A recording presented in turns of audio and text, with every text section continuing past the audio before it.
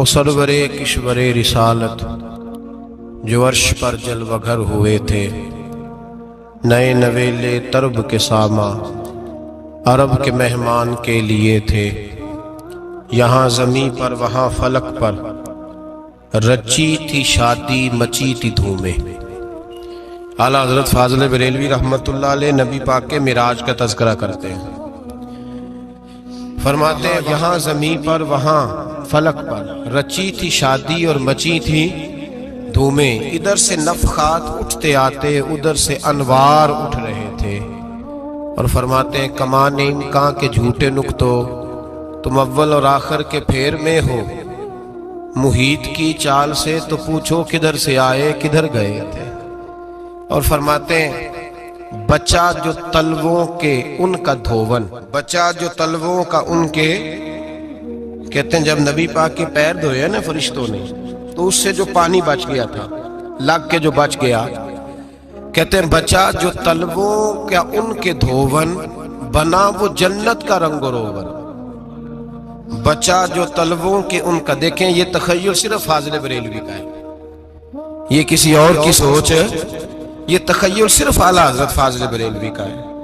فرماتے ہیں بچہ جو تلووں کے ان کا دھوون بنا وہ جنت کا رنگ و روغن، نہانے میں جو کچھ بچا تھا پانی کٹورے تاروں نے بھر لیے تھے۔ کہتے یہ جو ستاروں میں روشنی ہے نا، جب حضور نے غسل کیا نا معراج کی رات، تو جو اس میں سے پانی بچ گیا تو یہ تارے اٹھا کے لے گئے تھے، اللہ نے سب کو روشنی عطا کر دی ہے۔ فرماتے ہیں جنت بڑی حسین ہے لیکن اس کا جو رنگ روغن ہے نا، وہ معراج کی رات جو حضور کے پیروں سے پانی لگ کے گیا ہے اس کی وجہ سے اللہ نے اسے رنگ روغن عطا فرما دیا۔ وہ سرور کشور رسالت جو عرش پر جلوہ گر ہوئے تھے، نئے نویلے طرب کے ساما عرب کے مہمان کے لیے تھے۔ عزیز دوستو، معراج مصطفیٰ صلی اللہ علیہ وسلم، معراج حضور کا معجزہ ہے۔ معراج نبی پاک صلی اللہ تعالی علیہ وسلم کے اس عظیم معجزے کو کہتے ہیں جس نے پوری دنیا کی عقل کو عاجز کر دیا۔ اس زمانے میں مشرکین منافقین انکار کرتے تھے کہ حضور کیسے گئے، کس طرح گئے، کیسے ہو سکتا ہے۔ آج ہمارے زمانے میں کچھ عقل مند مسلمان، حالانکہ علامہ اقبال بڑا عرصہ پہلے کہہ چکے عقل کو تنقید سے فرصت ہی نہیں، عقل کو تنقید سے، عقل مند بندے کو ہونا چاہیے کہ نہیں جی، پر تنقید والی عقل نہیں ہونی چاہیے، عقل کو تنقید سے۔ اقبال ایک ایسا شاعر ہے جو شعر کا وزن بنانے کے لیے لفظ استعمال نہیں کرتا کہ وزن بن جائے، چلو لفظ کوئی بھی ہو۔ آج کل تو لوگ وزن بنانے کے لیے پتہ نہیں اس کا مفہوم کیا ہے، چکر کیا ہے، وزن بنانے کے لیے بس۔ اقبال وزن بنانے کے لیے لفظ استعمال نہیں کرتا۔ اقبال کہتے ہیں کہ میری پوری جو سوچ ہوتی ہے وہ میرا پورا فکرہ ہوتا ہے، سوچ۔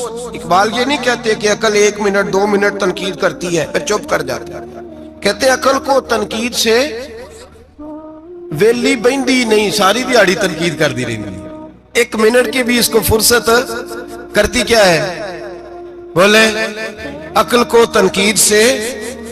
تو پھر ہم کیا کریں، تو کہنے لگے تو عشق پر ایمان کی بنیاد رکھ، عشق پر ایمان کی، ورنہ تو مسلمان کیسے ہو سکے گا، عقل تو تجھے بڑی بڑی جگہوں پہ ٹھہرائے گی، دیکھو نا یہ کیسے ہو سکتا ہے، وہ کیسے ہو سکتا ہے۔ نبی کریم علیہ السلام کا جو معجزہ معراج ہے نا، وہاں بھی لوگ اڑ گئے تھے میرے بھائی، اور آج تک لوگ اڑے ہوئے۔ ایک بندے درجنوں کتابیں لکھتے ہیں، لوگ کہتے ہیں جی نبی پاک خواب میں گئے تھے، تو میں کہتا ہوں جناب میں اگر خواب میں ساری عرش کرسی لوح محفوظ ہو کے آ جاؤں تو کسی کو اعتراض ہوگا، وہ کہے گا جناب خیالی پلاؤ پکائیے تے کیوں کدی بھی گھٹ نہ پائیے، اس میں کون سا خرچہ آنا ہے۔ تو نیند میں تو بندے کو اگر بننا بھی ہو تو کسی بڑے ملک کا صدر بننا چاہیے، کوئی بندہ اس پہ اعتراض کر سکتا، خوابوں پہ کبھی اعتراض۔ یہ جو سارے کافر بکھر گئے آئے نبی پاک کی بارگاہ میں، اور یہ جو اتنا زیادہ شور ہوا اور قرآن پاک کی آیتیں اتری، اس کا مطلب ہے خواب کی بات ہوتی تو کسی کو کوئی اعتراض حضور نے فرمایا میں گیا ہوں، جسم کے ساتھ گیا ہوں، سبحان الذی اسرا بعبدہ، اور اللہ فرماتے ہیں نبی پاک کو میں لے کے گیا ہوں، نبی پاک کو میں، جو دعوی رب کریم کا ہے۔ سید عالم علیہ السلام فرماتے ہیں میں تو سو رہا تھا، میں آرام سے، اور اپنے گھر نہیں، ام ہانی بہن کے گھر سو رہا تھا، حضرت علی کی سگی بہن۔ حضور فرماتے ہیں میں سویا ہوا، کوئی آنے والا آیا۔ کتنے فرشتے تھے؟ محدثین نے لکھا 3 اولی العزم فرشتے تھے، اور ان کے ساتھ 70 ہزار فرشتے، حضرت جبریل اور ان کے ساتھ 70 ہزار فرشتے، حضرت میکائیل اور ان کے ساتھ 70 ہزار فرشتے، حضرت جناب سیدنا اسرافیل اور ان کے ساتھ 70 ہزار، اتنے فرشتے۔ اور قرآن مجید میں اللہ فرماتے ہیں دعویٰ میرے رسول کا نہیں، سبحان الذی اسرا بعبدہ، پاک ہے وہ ذات جس نے اپنے بندہ خاص کو سیر کرائی۔ کتنی کرائی؟ لیلاً، رات کے مختصر حصے میں، من المسجد الحرام الی المسجد الاقصی، مسجد حرام سے لے کر مسجد اقصی تک۔ کون سی مسجد اقصی؟ الذی بارکنا حولہ، جس کے ارد گرد ہم نے برکتیں رکھی ہیں، جس مسجد کے ارد گرد ہم نے برکتیں رکھی ہیں۔ مسجد کے اندر برکت ہوتی ہے کہ ارد گرد ہوتی ہے؟ آپ باہر جوتے لے کے پھرتے ہیں، اندر آتے ہیں تو جوتے اتار کے، باہر بندہ پاک نہ پاک پھرتا ہے، مسجد آتا ہے تو پاک ہو کے۔ اللہ فرماتے ہیں ہم نے مسجد اقصی کے کہاں برکتیں رکھی ہیں جی؟ الذی بارکنا حولہ، ہم نے مسجد کے ارد گرد کیا تھا؟ امام رازی، علامہ محمود آلوسی، علامہ اسماعیل حقی، تمام مفسرین، اور وہ مفسرین جو تمام مکاتب فکر کے ہاں متفقہ ہے۔ امام فخر الدین رازی فرماتے ہیں مسجد اقصی کے ارد گرد درجنوں نبیوں کی قبریں ہیں، جن کو اللہ برکت والی فرما رہا ہے، جن کو اللہ نبیوں کے جسموں کو برکت والا فرما رہا ہے، ورنہ برکت تو مسجد کے۔ حضرت علامہ محمود آلوسی نے لکھا ہے جب حضرت یوسف علیہ السلام کا وصال ہوا نا تو دریا کے کنارے ان کی قبر بنی، تو کچھ لوگوں نے پانی لگایا اپنے کھیت کو، ان کی قبر کے پاس سے ہو کے گزرتا تھا، تو جو پانی ان کی قبر کے قریب سے ہو کے گزرتا تھا، جس کھیت میں جاتا تھا اس کی فصل سرسبز و شاداب ہو جاتی۔ وہ دوسری سائڈ والے شور کرنے لگے، کہنے لگے تمہارے کو اکیلے کے نبی تو نہیں تھے نا، ہمارے بھی پیغمبر ہیں۔ وہ حضرت یوسف علیہ السلام کی قبر کھود کے تابوت نکال کے دوسری طرف لے گئے۔ انہوں نے کہا جناب ہم نے وہاں دفن کرنا ہے، ہمیں بھی تو سرسبز و شاداب ہونے کی ضرورت ہے نا۔ اب شور ہو گیا، ادھر والے کہیں ہم نے دفن کرنا ہے، ادھر والے کہیں ہم نے۔ بڑے لوگ بیٹھے، قوم کے بڑے، انہوں نے کہا سنگ مرمر کا مقبرہ بناؤ اور ان کی قبر کے قریب سے دریا کا پانی، پھر آگے جا کے ایک حوض بناؤ، اس میں سے سائیڈیں نکال لو۔ وہاں حضرت یوسف علیہ السلام کی قبر کے قریب سے پہلے چھوٹا سا رستہ نکالا گیا پانی کے لیے، پھر آگے جا کے ایک بڑا تالاب بنایا گیا، پھر چاروں طرف وہاں سے پانی جاتا تھا، جہاں جہاں پانی جاتا تھا اللہ سرسبز و شاداب کر دیتا تھا سارے علاقے کو۔ نبیوں کی قبروں میں ان کے وجود میں رب کریم نے برکت رکھی ہوئی ہے، برکت رکھی ہوتی ہے اللہ تعالیٰ۔ یہاں لوگ بفر جاتے ہیں، پر ایک اور بات بھی یاد رکھیں، ہر ایک کا مزار نہیں بننا چاہیے۔ ہمارے تو جتنی کثرت سے مزار بن رہے ہیں، لگتا ہے ہر گلی میں 6 مزار ہوں گے۔ کسی برکت والی قبر سے فیض حاصل ہوتا ہے۔ ہر آدمی شوق ہی بڑا ہے قبروں میں دفن ہونے کا، لوگ مرنے سے پہلے مزار بنا کے پھر رکھ دیتے ہیں، کہتے ہیں پتہ نہیں بچے بعد میں بنائے کہ نہ بنائے۔ تو بھائی ہر ایک کا مزار صاحب فضیلت کا مزار ہوگا، سب کا بنایا نہیں جائے گا۔ بہرحال فرمایا الذی بارکنا حولہ، ہم نے اس کے ارد گرد برکتیں رکھی، اور معراج کیوں کرائی؟ لنوریہ من آیاتنا، تاکہ ہم اپنے نبی کو اپنی نشانیاں دکھائیں۔ انہ هو السمیع البصیر، بے شک اللہ سننے والا بھی ہے اور اللہ کریم دیکھنے والا بھی۔ نبی پاک فرماتے ہیں میں سو رہا تھا، چھت پہ فرشتے آئے، بات آپ نے سنی ہوئی ہے، صرف کچھ نظریات معراج کے حوالے سے عرض کرنے ہیں، چند نظریات۔ نبی پاک فرماتے ہیں حضرت جبریل نے چھت کے اوپر سے انہوں نے تھوڑا سا حصہ کھولا، چھت پھاڑی۔ ہمارے نا دیہاتوں میں لکڑی کی جو چھت ہوتی تھی نا، اس پہ ایک بندہ بھی اگر چلتا تھا نا تو گھر کے جو بزرگ ہوتے تھے کہتے تھے پتہ کرو چھت پہ بندہ ہے کوئی۔ ایک آدمی فٹافٹ بزرگ جاگ جاتے تھے، کہتے پتہ کرو بھائی، بلکہ ساتھ والے کو آواز دیتے تھے، دروازہ کھولتے تھے۔ ہوتا تھا کہ نہیں ہوتا تھا؟ ہو جاتا تھا نا۔ او بھائی 1.5-2 لاکھ بندہ چھت پہ چلے، اللہ کے رسول فرما رہے میں سو رہا ہوں، छत फाड़ दी, हजरत जिब्रील आ गए, नबी पाक सल्लल्लाहु अलैहि वसल्लम के पास 70 हज़ार फरिश्ता साथ है, आके खड़े हो गए, मीकाईल से इसराफील से मशवरा कर रहे हैं हुजूर को कैसे जगाएं। नबी पाक फरमाते हैं मैं सो रहा हूं। हालांकि बुखारी में लफ्ज है, नबी पाक फरमाते हैं मेरी आंखें सोती हैं, दिल तो मेरा हर वक्त जागता रहता है।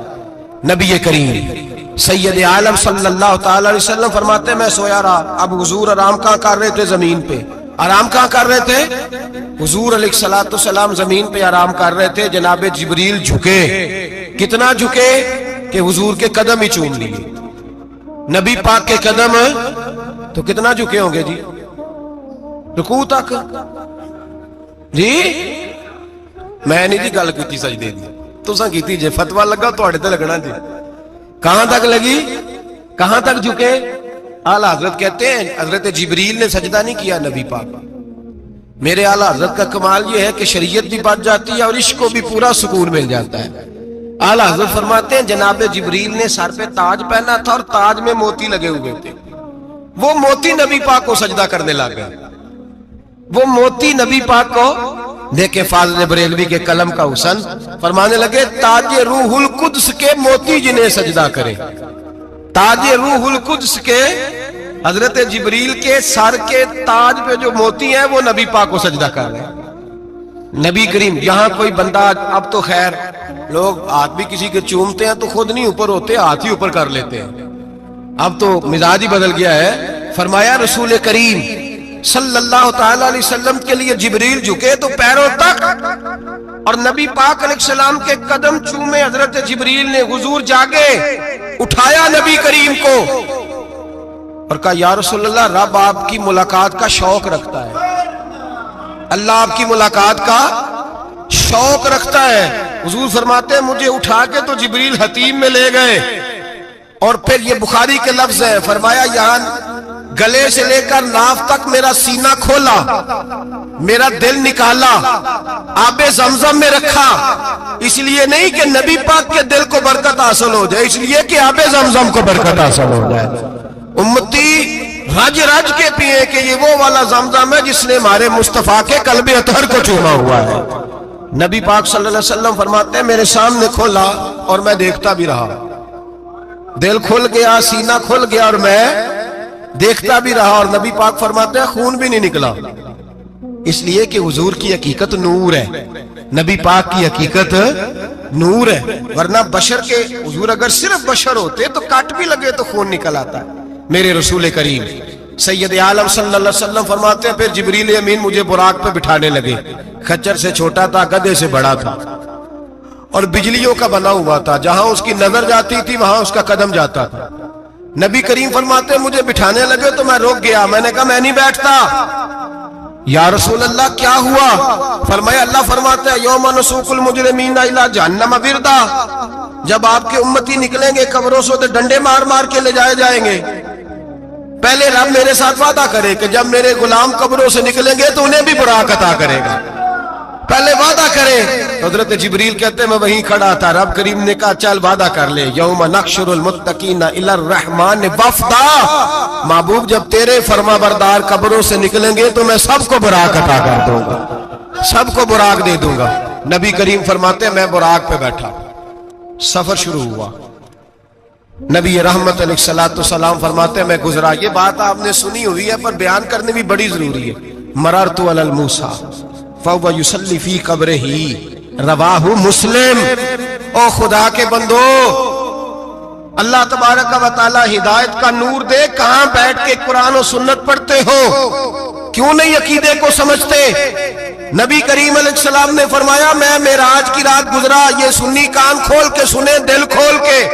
सही मुस्लिम की हदीस, फरमाया मैं मेराज की रात गुजरा तो हजरत मूसा अपनी कब्र में खड़े होकर नमाज पढ़ रहे थे। हजरत मूसा अपनी कब्र में, बोले सारे अपनी कब्र में, हजरत मूसा अपनी कब्र में खड़े होके। अब आओ हजरत सईद बिन मुसय्यब ताबी हैं, सहाबा के शागिर्द हैं। वो कहते हैं जब यजीदी फौजों ने मदीने पर हमला किया और यजीद का मुकर्रर करदा इमाम आया तो सहाबा किराम मस्जिद नबी छोड़ गए। 3 दिन तक मस्जिद में नमाज کہا ہم یزیدی امام کے پیچھے نماز نہیں پڑھیں گے۔ مدینے پہ حملہ ہوا، مکے پہ حملہ ہوا، حضرت سعید بن مسیب کہتے ہیں میں دیوانہ بن کے، مجنون بن کے اندر گھس گیا۔ یزیدی فوجیں سمجھی میں دیوانہ ہوں، شاید پاگل ہوں، مجھے انہوں نے تکلیف کوئی نہ دی۔ فرماتے میں نبی پاک کی قبر کے ساتھ ٹیک لگا کے بیٹھا تھا، زور کا وقت ہوا تو میں رونے لگ گیا، اب میں نماز کیسے پڑھوں گا، اذان کا کیسے پتہ چلے گا؟ آپ فرماتے ہیں مجھے اللہ کی عزت کی قسم جب اذان کا وقت ہوا تو نبی پاک کی قبر سے اذان کی آواز آنے لگی۔ فرماتے ہیں جب جماعت کا وقت ہوا تو حضور کی قبر سے اقامت کی آواز آئی، پھر جماعت کی آواز آئی، اور میں نے اپنے نبی کے پیچھے زور کی نماز ادا کی۔ حضور کے پیچھے حضرت موسیٰ اپنی قبر میں نماز پڑھے، اور میرے رسول تو قبر میں جماعتیں کراتے ہیں، حضور جماعتیں کراتے ہیں۔ اور آپ فرماتے ہیں میں 3 دن مسجد، کان کھول کے دل کھول کے سنو، ہم نے کوئی ریڈی میڈ عقیدہ نہیں اپنایا، ہم کوئی دائیں بائیں سے پکڑ کے نہیں لے آئے کہ وہ فلاں آیا تھا بہت بڑا، اس نے جبہ کبہ پہنا تھا تو اس کے پیچھے لگ گئے۔ ہم کسی کو نہیں مانتے، ہم تو مانتے ہیں رسول اللہ کے غلاموں کو، ہم تو مانتے ہیں صحابہ کو۔ ہمیں حضرت سعید بن مسیب بتا گئے ہیں کہ جو کہے تجھ کو مردہ وہ مردہ ہے واللہ، تو زندہ ہے واللہ، تو زندہ ہے واللہ، تو زندہ ہے واللہ۔ میری چشم عالم سے چھپ جانے والے میرے رسول کریم صلی اللہ علیہ وسلم نے فرمایا موسیٰ اپنی قبر میں کھڑے ہو کے نماز پڑھ رہے تھے۔ حضرت موسیٰ اگر زندہ ہے تو جو موسیٰ کے بھی امام ہے، جو جناب موسیٰ کے بھی ایسے